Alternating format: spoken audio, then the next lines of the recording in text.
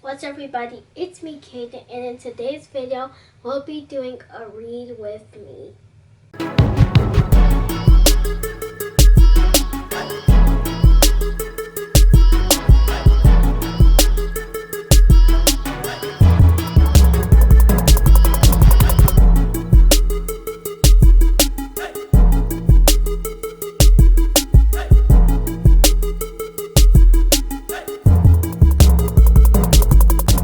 So my favorite thing to do during my spare time, since I can't go anywhere, is read.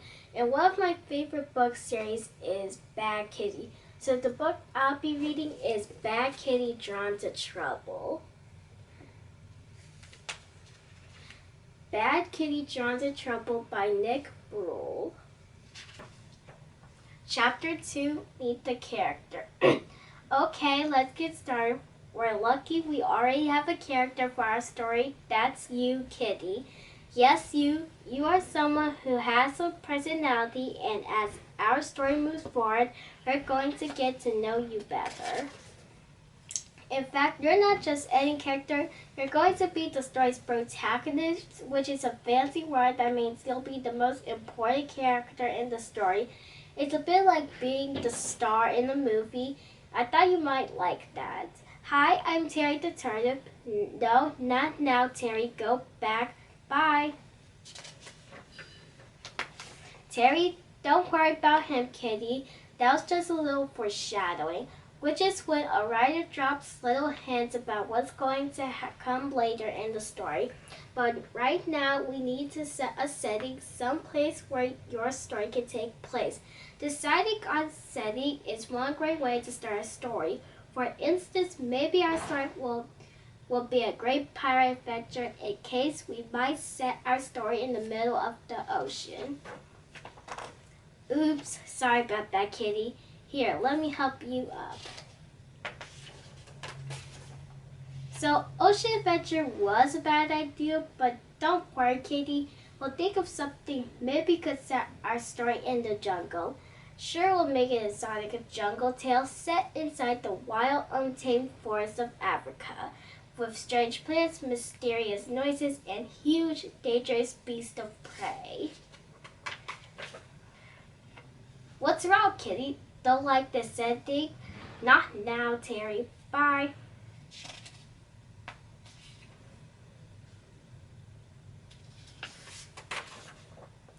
Fine, maybe we could set a story in the frozen north that would be different.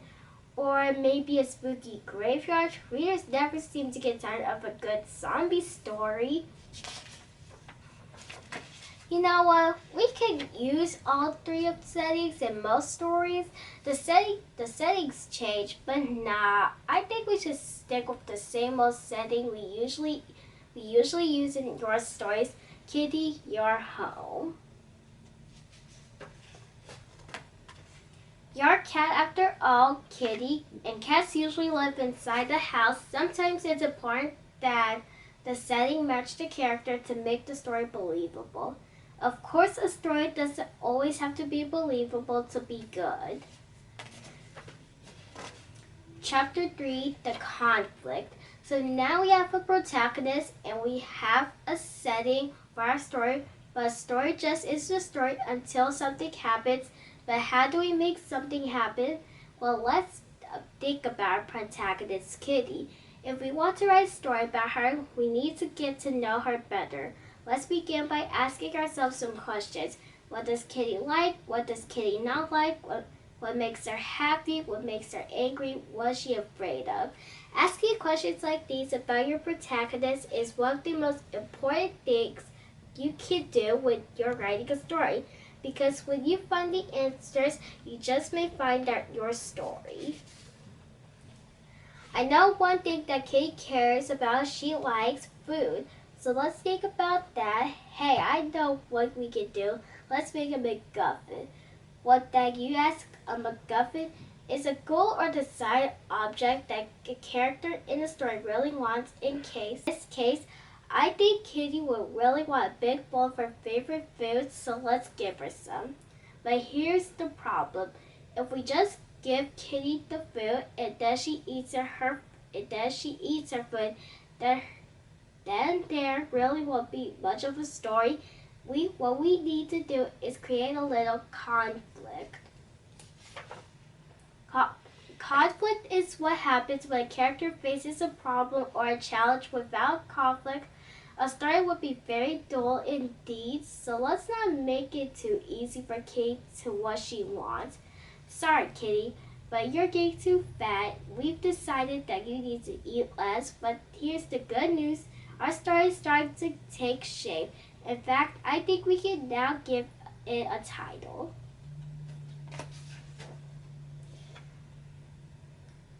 Whoa, doesn't this look alike? It could become a great story, Kitty. Are you as excited as I am? You see, Kitty, often the conflict that a character like yourself faces can become the plot to the story. The plot is simply what happens in the story, and the plot to the story will be about what happens when you don't get the breakfast you want. Gosh, Kitty, you could be such a harsh critic sometimes. But going on a diet doesn't mean that you have to go hungry, Kitty. Here you go. This is great. Our story has a plot, but I think it can use a theme. If you're going on a diet, is the plot, then maybe the turnip can be the theme. That doesn't sound right. Maybe the cat food is the theme? No, the polar bear. No. You know what, Kitty? I'm embarrassed to say this, but I don't think I know what a theme is. Well, who better to turn to many of our very own answer man, Uncle Murray. Well, that certainly was interesting, wasn't it, Kitty? Kitty? Oh, don't be like that. It's obvious you need to go on a diet, Kitty. Why just look at how much weight you've gained recently? Trust me, you'll feel a lot better once you've lost a few pounds. Chapter 4, Meet the Antagonist. Now, soon, Terry, soon. Just be patient. Very few stories have only one character. They do exist, of course, but stories usually have more than one character, because it's always more interesting to see how a protagonist relates to the other characters around him or her. So I think this story will need at least one more character.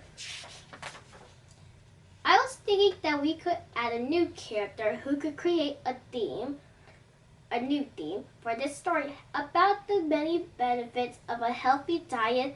How about a friendly talking turnip named Terry who promotes giving good nutrients and healthy eating? Hi, I'm Terry the turnip. I'm full of vitamins and nutrients. Maybe not, but let's not forget the conflict is critical to our story, so maybe we could introduce a specific kind of character. Who will you add to your conflict? Let's introduce the antagonist to our story. Hi, Puppy, you're going to be our antagonist in the story. Who's a good antagonist? Who's a good antagonist? You're a good antagonist. Yes, you are. Yes, you are. Puppy as the antagonist in the story. Your role is to stand in the opposite to the protagonist. That's Kitty. Often the antagonist is the character who acts as the obstacle between the protagonist and his or her goal or MacGuffin. Okay, I'll make this easier, Puppy. As the antagonist in this story, your job will be to make sure Kitty stays on her diet and doesn't eat any food that she wants to eat. Let's think about this, Puppy. What would be the best way to keep Kitty away from all of the delicious looking cat food? Think hard, Puppy, because Kitty can be very crafty. Think very, very hard. What a great idea, Puppy. You can eat the food. I can't think of a safer place to keep Kitty's food than inside of your stomach. Kitty, are you alright? You still don't look so well.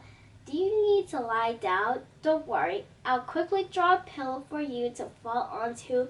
It's right there in front of you. Oops.